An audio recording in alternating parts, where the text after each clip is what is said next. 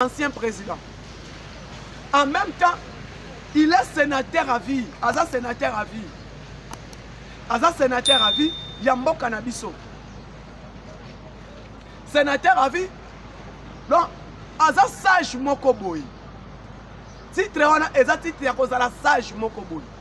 Mutu moko a travaillé na mboka. A rendre mboka service.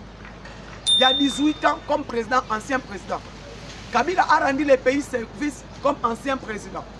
Le pays est honoré. Il y a coupé ce titre, il y a sénateur à vie. Et sénateur à vie, wana. En cas où problème, il y a Congo et Zali. N'est-ce Félix Tshisekedi Aloba. S'il y a un problème dans la République, Joseph Kabila peut être mieux placé parmi les gens qui devraient participer. Il y a qu'on résoudre les conflits à la République. C'est ça le titre de sénateur à vie. D'abord, c'est un pacificateur. C'est quelqu'un qui aime la paix, quelqu'un qui prêche la paix, quelqu'un que soit Moutou Oyo Hazard référence quand il y a un problème. Mbokeko Kende, et lui référence, c'est pas naïe. Parce qu'aujourd'hui, il n'y a qu'un seul président, ancien président au Hazard à vie. Au Hazard vivre, c'est Joseph Kabila. Ancien président, Nyon Sossi Bakoufa. Donc Kabila Lingaki Rosala, image moko ya référence pour la République.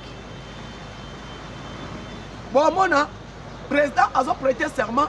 Vous pouvez voir, les anciens présidents sont là. N'engagez niveau Ghana. Bon, mon tangi bango au moins 5-6 anciens présidents bafan Dakawana. Ils participent dans le problème Yamboka. C'est ça l'image où le Congo est celui qui n'a bon à Joseph Kabila. Et malheureusement, comme lui, il n'aime pas la paix, comme lui, Azok enviait toujours. Il a envie toujours d'être président, il a envie toujours d'être de retour au pays, au pouvoir, par rapport à la pression au Azozwa. Dans la famille politique, il n'a pas. Dans la famille politique, il n'a pas.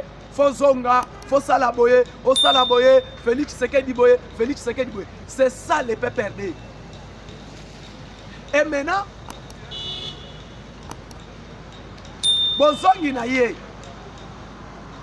vous allez comprendre.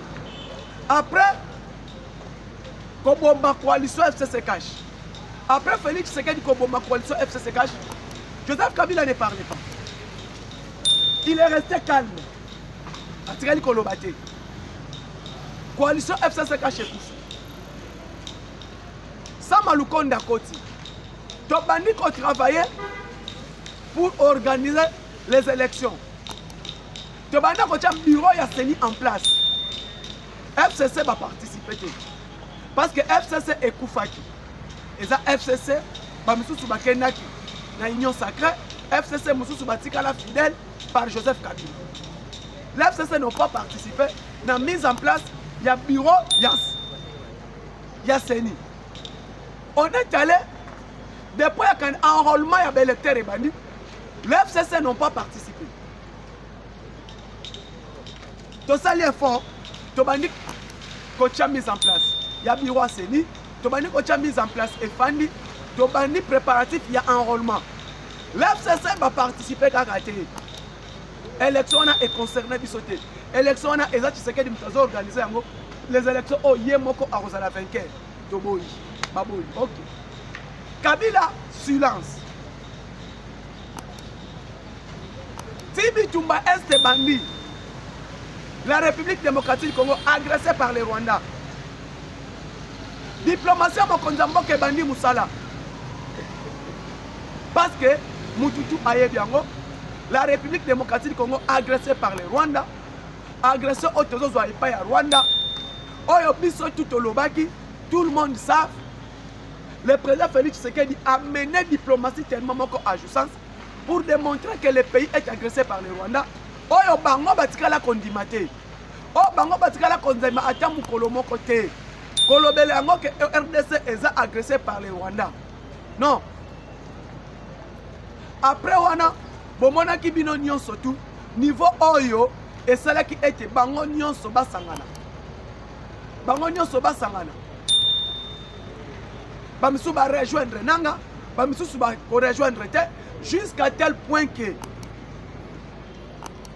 Nanga, o azalaki président ya Seni qui a organisé les élections en 2018, qui a proclamé Tshisekedi vainqueur par ces élections, Nanga est allé au Kenya. Il est allé au Kenya pour officialiser la rébellion. A officialiser la rébellion na Kenya. Nanga kei a banda rébellion na niveau à Kenya. Na niveau à Kenya kuna a annoncé asali afse asali rébellion oyo bino nyonso boyebi que Nanga a créé rébellion na niveau à Kenya boyebi yango rébellion wana oyo Nanga asalaki yako keko officialisé AFC comme branche armée comme mouvement rébellion na niveau à Kenya AFC. Et cette rébellion boyebi oyo ememi AFC oyo ezalaki toujours soutenu bakesanga na AFC y compris les M23 basangani AFC na M23 uniquement pour renverser le pouvoir de Tshisekedi. Malheureusement bako ezosimba kaka te et lelo Joseph Kabila aye sikoyo era moni que ça ne tient pas alongo wana Joseph Kabila aye ye moko aye kokota na terrain parce qu'au début tolobaki M23 c'est le Rwanda tozo koloba M23 eza unité eza Rwanda basangani tout consort bango batikala kondima yango te. La famille politique de Joseph Kabila, ils n'ont jamais accepté que les M23 sont des Rwandais. Batikala koloba yango te. Pourquoi? Parce qu'ils savaient ensemble 9CC sont dedans. Ensemble FCC bango tout bazana kati ya makopa wana ya likopa wana batikali koloba. Moïse Katumbi candidat aux élections. Moïse Katumbi candidat aux élections. Le président Tshisekedi appelle ça biso slo elo komo obo. Alobi bango tout wana. Soki botuni bango qui agresse la République démocratique du Congo. L'agresseur de la République démocratique du Congo bakoloba te. Pendant la campagne électorale, vous le savez très bien. Le président Tshisekedi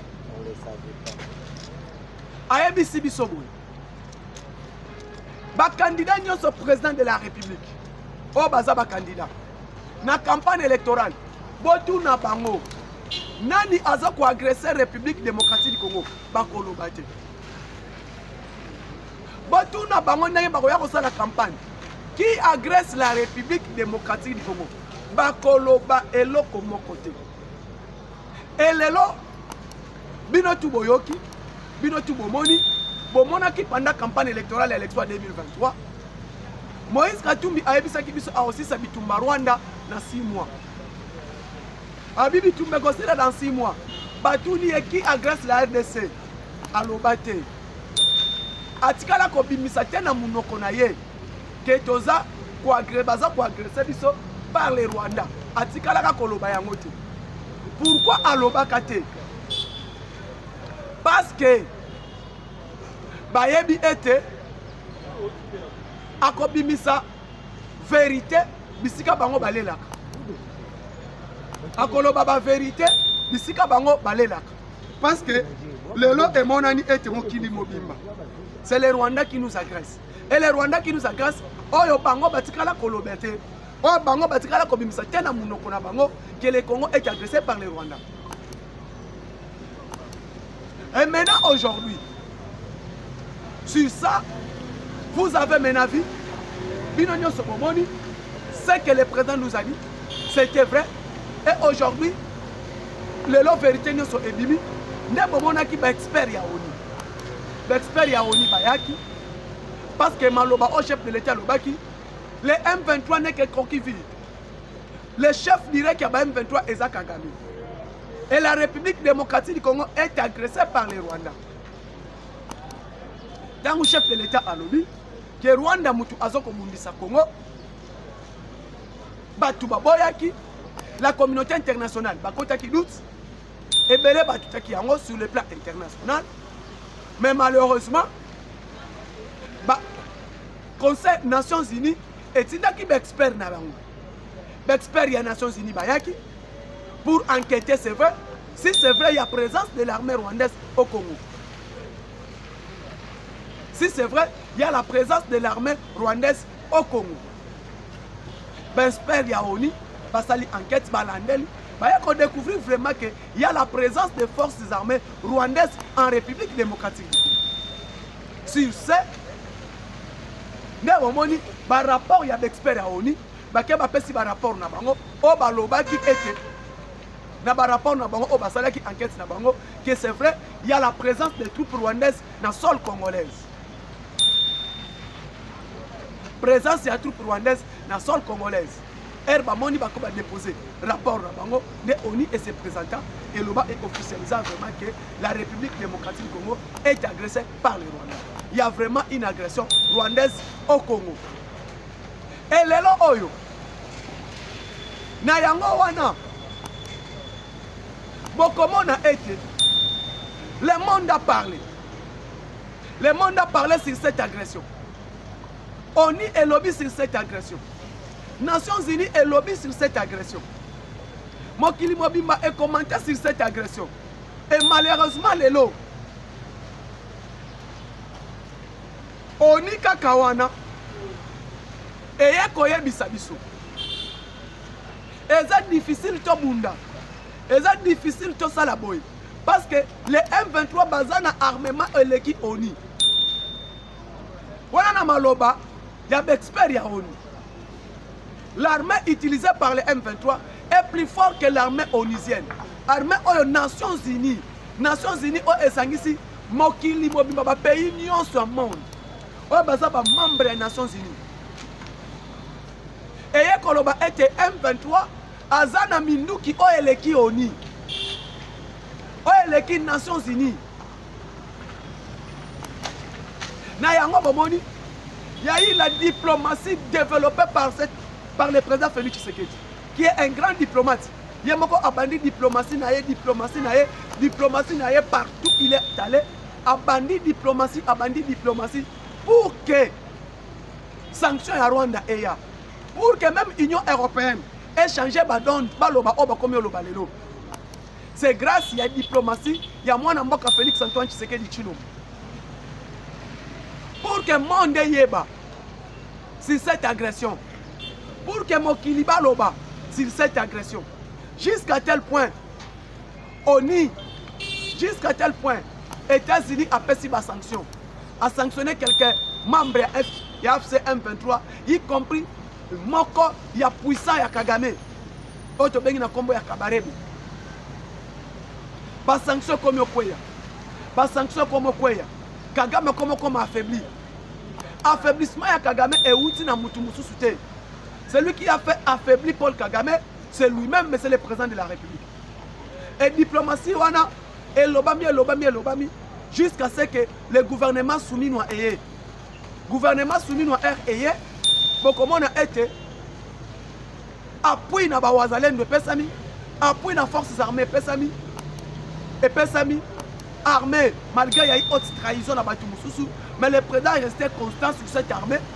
Pendant qu'on avait conscience, il y a des officiers, qu'on avait conscience, il y a des militaires au front, qu'on démontrait bango, en même temps aussi, qu'on abandonnait qui était diplomatie et continuait avec la militaire, militaire affaires étrangères, celui qui fait maintenant la fierté à l'Afrique et la fierté à la République démocratique du Congo, qui est l'actuel.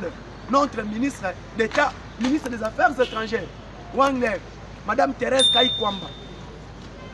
Madame Thérèse Kayikwamba a bandi côté ma président bandi côté au quota A au quota jusqu'à tel point bomoni l'Union européenne. Oh non nous eu monopole, il y a qu'au soutien à Rwanda. La carte Union européenne, situation comme changé, beaucoup la France à lobby boy, beaucoup la Allemagne à boy, Angleterre à boy. Ba pays tout wana oyo banaki kozwa minéré et pas ya Kagame oyo banaki kosomba minéré et pas ya Kagame parce que vous le savez bien l'Union européenne a signé accord avec les Rwandais.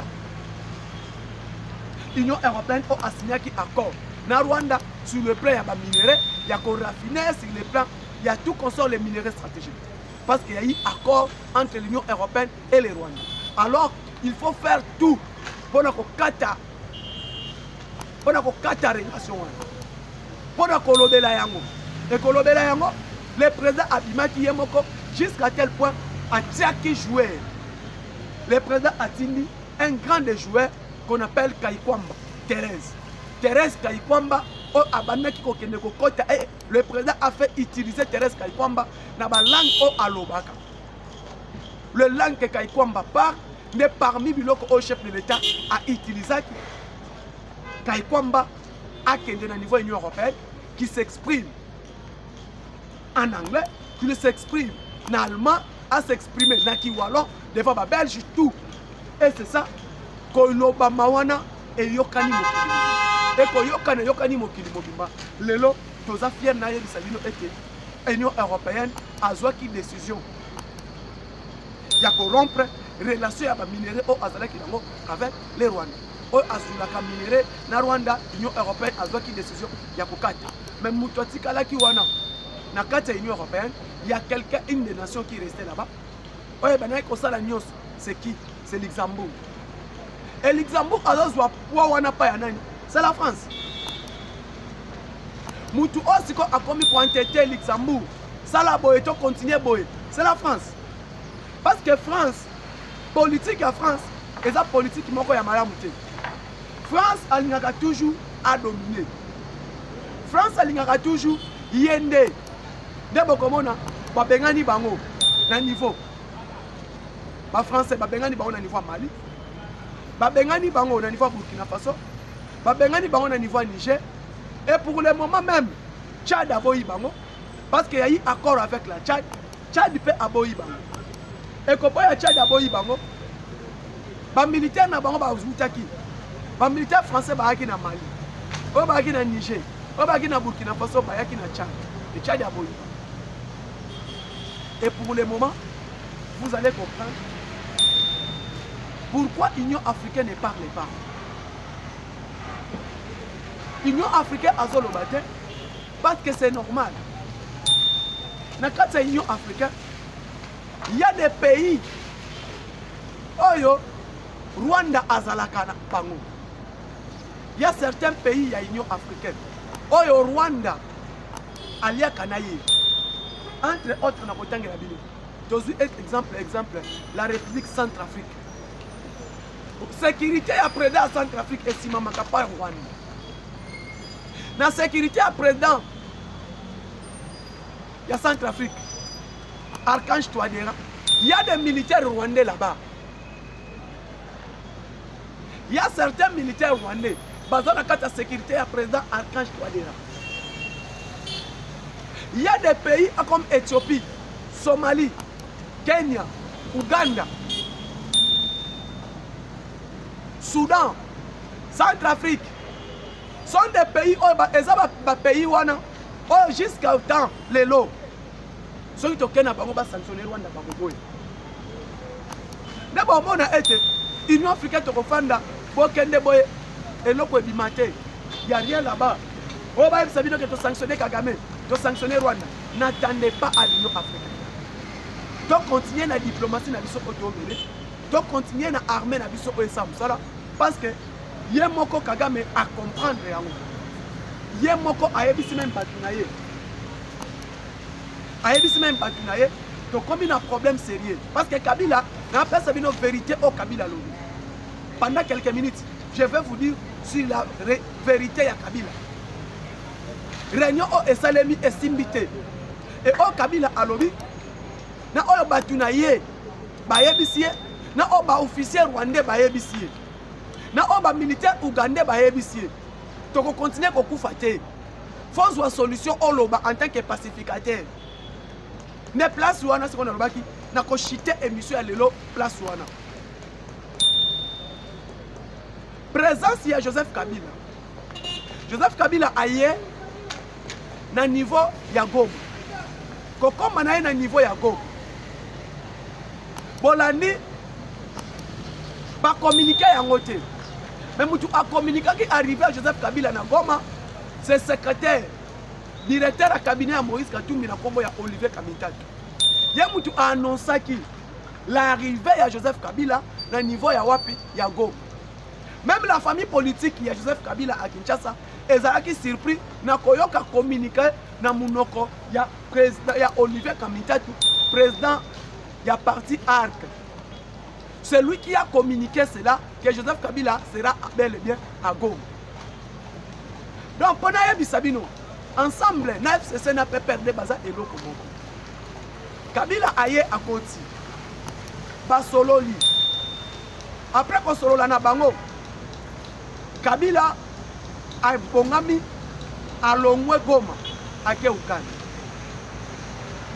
Na kokoma na na Uganda. Na Uganda era komi. Les officiers ya armée rwandais, y compris Kabarebe, à Uganda. Naba officier, naba homme politique mususu ya Kagame, bakei balandie na niveau Uganda. Chef d'état-major général ya armée ougandais, chef d'état-major général ya armée rwandais, bafandi na kati ya réunion. Réunion présidée par lui-même Joseph Kabila. Na réunion wana nini elobami. Nini elobami na réunion wana. Décision nini ebimi na réunion wana. Babandi koloba. Rwanda alobi. Uganda alobi. Bertrand Bisimwa alobi. Corneille Nanga alobi. Joseph Kabila alobi. Na maloba. Yaba officier à Rwanda. Baebisi Joseph Kabila clair. Ta eza souté. Donc continuez du tout. Oui, l'armée congolaise est infiltrée. Oui, l'armée congolaise est affaiblie. Mais, pour continuer du tout, et qu'on soit biso temps. Peu financement exacté. Biso, to komi aïe na monde mobimba. Balingi biso li sousouté. Ba sanction ezo tombé. Financement pe eza kokita. Ba militaire na biso bazo kufa ebele. Na yango eza na temps li sousouté. To continuer aventure oyo ya bitumba. Alors il faut abandonner, il faut laisser, soit il faut koluka moyen nini ya kosala. Mais pour continuer à Bitumba, ça ne va pas marcher. Il faut qu'on se retire. Après, de trouver solution moyen mususu. Wana côté Rwanda. Uganda eko bakisa. Alobi boy. Donc on continue à Bitumba oyo ti wapi. Alors toto senga. To trouver compromis, to tika Bitumba. To trouver moyen mususu. Retirer ba militaire nyonso jusqu'à Bunagana. To retirer bango nyonso jusqu'à Bunagana. Bunagana rassemblement cantonnement et salema na Bunagana. On passe un message. Okobima nanu un grand politique, un grand homme na Congo balinga konsulter, confiance pas ya peuple kokozonga parce que nini tokena ba dialogue masolo nyonso ça n'a pas tenu, mais yo oye o trouver solution ya kimia. Bakobengo un pacificateur. Okobima un vrai pacificateur, un bon réconciliateur. Na yango to se retire. Ba Uganda balobi. Uganda qui est plus loin à lobby. Ba militaire na biso ba komi ko kufa mingi. Ya Rwanda kutu kolobate ya biso pe to kufa mingi. Alors position ya Bitumba oyo et kozala malamu te to continuer kaka na moment de guerre. Alors to se retirer, to zonga ti Bunagana. Tanguye à lobby. Et Sili, celui qui a pris la parole après Bango, c'était Nanga. Corneille Nanga lobby non. On est déjà bon. Nous sommes dans les bons. Tu récupères Nord Kivu, tu récupères Sud Kivu. Malgré pas tout entier. Tu as affronté comme Ouvira, tu es Tanganyika. Tanganyika, on va prendre les Katanga. Katanga, soit tout ça l'effort sur les plans aériens, tu qui t'avais qui s'engage. C'était le plan de Nanga. Uganda télémé le plan. Uganda lobby, pas question. Avant que Uganda télémé la plan, Maloba ya Nanga, mutu a retiré qui nanga c'était Bertrand Bissimo. Bertrand Bissimo a retiré parole pendant. Aïbisi nanga clair. Toyoka n'a qui même pas sur Kinshasa. On n'était pas convenu d'aller à Kinshasa. Toyoka n'a quitté au Kinshasa. Koyoka na biso ezalaki nini? Tosuka na Bukavu comme Tocha Félix Pression a cédé ton négocier. C'était ça bit au Toyokanaki. Même Makambo Kene Kinshasa Toyokanaki Bogoto. Alors, Maloba Uganda lobby, Maloba Oyonani lobby, et ça réalité bon. Le président Kabila comme il est là, tout solo la to retiré ba troupe nyonso. Parce que Rwanda a comme une poste à retirer ba militaire na. Uganda zoko se retirer ba militaire na. Si quand tu kotika na banani otoko marché na bango sur Kinshasa. Donc d'abord la bienvenue. Parce que Mututu azoloba été biso net ozoboma. Les M23 batunyo so ba yini biso. Alors pour tous ceux qui nous confiance, to se retirer. Donc on trouve moyen mususu de contrer Tshisekedi, soit par coup d'état. La ndama lobelo mami wana suko. To se retirer, to préparer moyen mususu, soit de contrer coup d'état. Nanga lobité. Selon nanga ezalaki bo répondre à Tshisekedi problème nanga.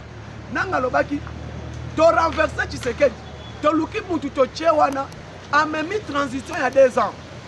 Transition il y a 2 ans, troisième année to réorganiser l'élection. To réorganiser l'élection mutu mususu aye kokota. C'est le plan oyo nanga a pesaki. Mais esimba kité parce que Uganda na Rwanda bazalaki na position na bango batikalaki na wo. Nde omoni ete yango moni masolo eleki wana. Donc bozala surprise so boyoki ete ke Kabila alobi ba M23 balongo bazonga jusqu'à Bunagana. Bozala surprise parce que muto liboso ne ko yebisa bino yango c'est moi président Moustapha on alalaki na Uganda. Nazalaki na Kampala, j'ai participé dans cette réunion. Donc nazalaki wana vraiment lelo na yeli bino actualité wana. Bandeko to yesko yo na makambo ya ba réalisation ya gouverneur ya ville de Kinshasa. Aujourd'hui bomoni mbula ebeti na ville ya Kinshasa. Il y a eu la pluie, mbula ebeti tellement makasi. Mais bomoni était Kinshasa na biso o batu balobaka Kinshasa ezindité. Kinshasa ezindité. Pour vous dire le travail au gouverneur na biso ya ville ya Kinshasa Daniel Bumba Lubaki excellence Daniel Bumba Lubaki azokosa. Azokosa la boulot makasi na kati ya ville ya Kinshasa. Lelo oyo rien à dire bomoni était na tamboli na ndeko na ngai cameraman bomona on a bengaka na kombo ya Romeo Congo. Romeo Congo mwana munyanga. Oyo yo azwaka bilili ya Daniel Bumba pe a participaka a partageaka yango. Na yebisaki mwana mboka Romeo pe na yebisaki ba congolais bokozala surprise que gouverneur oyo tozwa gouverneur mais gouverneur oyo tozwi turo alingi Kinshasa aleki kolinga Kinshasa makasi. Daniel Bumba o asala boulot makasi na ville ya Kinshasa. Na koyebisa bino lelo makala ezwi valeur. Batu wana ko boya commune ya makala. Mais lelo nda couper comment teka na makala $100,000. Pourquoi? A travailler à venir Kikwiti, a travailler à zoko travailler pas venir tout. A zoko désenclaver commune ya makala. Commune ya makala lelo e komi kolega na commune ya Barumbu na banzela na ba qualité. Muto a ko désenclaver commune ya makala. Comme de Daniel Bumba Lubaki. Makala ezalaki muto kolinga kofanda na makala te. Koulou n'est pas insécurité, banzele zate, avenir zanga station, car commune zanga station. Mais le lot grâce, il y a arrivé, il y a excellence Daniel Bumba Lubaki. Commune ya makala ezui valeur. Muto komi osomba lupangu na makala pourquoi? Parce que makala Bumba, Daniel Bumba eko fongola banzela nyonso commune ya makala. A fongoli a cheba chantier partout. Boke le destin banzela bazo sala. Boke ne lenge sa côté bebaki basala. Boke likuti côté fait tous ces routes. Daniel Bumba a sala yango. Bomoni était les routes se fait grâce à la réalisation du gouverneur Nabiso, il y a vu le professeur Kinshasa, Daniel Bumba Lubaki que j'appelle aujourd'hui force de frappe. Yami balé bande konangai à part kaka commune ya Makala, à part kaka nini, Daniel Bumba na ville na province na commune ya Barumbu tout. Bomona banzela avenue des livres na niveau ya Gombe a bétonné yango. Avenue ya RTNC oyo RTNC 3 et pas ya contact cabinet ya excellence Patrick Mouyaya a bétonné yango. Donc Mikolo tu benga l'homme de bétonnage. L'homme de bétonnage il s'appelle Daniel Bumba. bokende avenue de l'école azo bétonné yango, avenue Kabambar azo bétonné yango, Wileri azo bétonné yango, Kimbuta boulevard Kimbuta wana nzela wana afongoli yango pe, afongoli yango pe, avenue Luemba afongoli yango pe, cimetière Kimbateke abandi musala pe voici sanzela wana Mokali côté kuna pe misala Daniel Bumba azo sala. Donc il y a des chantiers partout. Na yango été toutes les routes qui mènent vers les marchés centrales. Bumba Daniel Bumba Lubaki azo sala musala. Bozui etikali siko to senga gouverneur. Ba exceller ba cha vraiment misala rapide. Parce que bambula RSL est au bandelanga. Banzela nyo swana tout aussi lisango. Ah gouverneur de la ville Daniel Bumba. Balinga Kinshasa meyo oleki. Place na sala mission awa ezala ki dépose ki salité. Mais grâce à la vision du gouverneur Nabiso, Daniel Bumba, tu as la place au niveau Ezoko Bonga. Il y a une place au comme on a la site Bumba, site autre personne comme site Daniel Bumba. Pour le gouverneur, le gouverneur qui va abandonner yango. Tu as le bande qu'on a iba namboka, beaucoup a été le lot. Vérité et bimiton, tu as la vérité à 10 millions. Il y a hydrocarbures. Tu as la vérité à 10 millions, il y a hydrocarbures. Totangi na biso kombo mututé. Tolobi arrête IGF Azakuna. Tozui ba vérité il y a 10 millions de tournées dans le ministère des hydrocarbures. Bandeko, le président de la République a déterminé pour nous. Mon solo est contre le trésor public. Mais bamiyi bibazaka kati lelo. Toye ba 10 millions wana. Rapport à IGF. Nani alembongo wana 10 millions de dollars dans le ministère des hydrocarbures. Tout le monde est inspecteur qui a l'inspection. 10 millions Eliami. Mbango ya kocha courant na Mwanda, na cité ya Mwanda. O Kalamindi to kozala kuna nande konanga okimo, pona kosala inspection ya mokonza mboka concernant port en eau profond ya banane. Kalamindi était d'ici les premiers mai to na Mwanda. Mustafa News Télévision na Réseau Énergie TV, to sala inspection na niveau ya port en eau profond ya banane. Na to lobela bino makambo ya courant. Parce que mbango président a pesaki. IGF a l'obéli biso. Courant ya Mwanda, mbango pesa mapa ministre. Un certain ministre. Toyeba mbango wana ekendaki wapi. Yango moni ete bazoko telemela contrôle a priori. Yango moni bazoko telemela contrôle a priori. Mutu nyoso a telemela contrôle a priori, a telemela patrouille financière. Azo telemela contrôle a posteriori. Sont des voleurs. Neno ebitazo lo baboye. Lelo oyo mutu accompagner mokonza mboka. Tozo mona accompagner mokonza mboka ndenga bo solo. Et à Gilles Alingete. Et à Gilles Alingete. Pourquoi? Parce que Gilles Alingete, rapport naïe et opesama chaque jour. Mais la justice congolaise, ignorant. Justice congolaise est ignorant. Concernant Alobela, IGF, Alobela Bisso, Makambo, carte SIM, carte visa, il y a un directeur à PPL. L'IGF a parlé de ça. Et aujourd'hui, dans l'intoyé, la vérité, il y a un rapport à IGF sur Makambo, il y a un bon qui a électrifié courant à Mwanda. Mbongo wana eza wapi 10 millions. Mutuana constant mutama, il faut qu'aille. Non moni lelo, il y a la stabilité à monnaie. La stabilité à monnaie. Franc congolais et les autres comme matate. Franc congolais ont matériel sous-soutien pourquoi? Ton directeur à la banque centrale est stable grâce à ministre de la finance. Grâce à moi, excellence, ministre, excellence, son excellence, le ministre des Finances, Doudou Fouamba. Cet homme a stabilisé ton directeur de la Banque centrale. Après qu'on stabilise ton directeur de la Banque centrale, alors qu'on continue à mener contrôle, alors qu'on continue à mener contrôle, on continue à toujours ordre dans le secteur de la finance publique, alors qu'on continue toujours à financer Misala. Parce que Doudou Fouamba a financé le gouverneur de la ville de Kinshasa, Daniel Bumba, avec 100 millions de dollars. Les 100 millions de dollars donnés par le gouvernement central, le gouverneur de la ville de Kinshasa. C'est financé par le gouverneur de la ville, pas financé par le ministre du gouvernement central, grâce à moi, excellence Doudou Fouamba. Tout le monde est chantier partout. Vraiment, Doudou Fouamba, merci. Tout le monde peut financer sous route qui mène de Kananga vers Mbujimayi. Parce que c'est un mot, jusqu'au Kennedy même, Mouenedi, tout le monde a la paix à chantier dans la ville de Mbujimayi partout. Congo Mobiba Ezali, grâce à cet homme, Doudou Fouamba. Le lot Doudou Fouamba a mobilisé des moyens bomoni salaire à ba militaire et mati ba double solde ya ba militaire.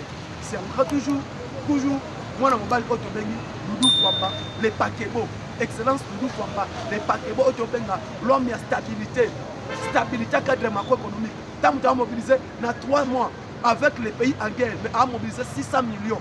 Le truc là comme on là le véritable argentin de la République. Le véritable argentin de la République. Dans le gouvernement soumis. Tu as les dauphins par excellence, il y a le président Félix Tshisekedi Tshilombo. Merci beaucoup dans mon mobile Oyo. Il y a Doudou Fwamba, l'hypothèse les Bakebo, Balinga Congo. Mais excellence Doudou Fwamba, tu es le meilleur. Tu es le meilleur du gouvernement soumis. Tu es vraiment le meilleur. Bande Konangaï, tu continues à s'abonner, tu continues à tapoter, tu continues à partager l'émission de Koutani, mon